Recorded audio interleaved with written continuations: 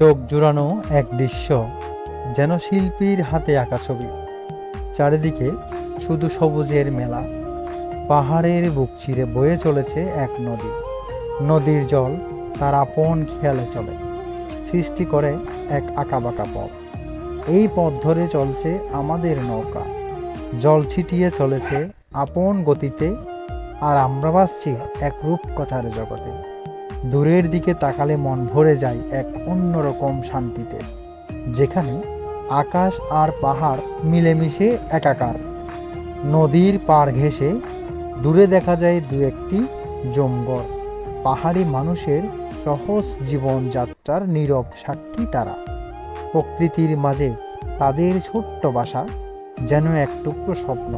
এই সবুজের মাঝে নদীর পাশে কুয়াশার আবরণে শান্তি এক অসাধারণ অনুভূতি। সত্যি সব মিলিয়ে এক আকর্ষণীয় দৃশ্য।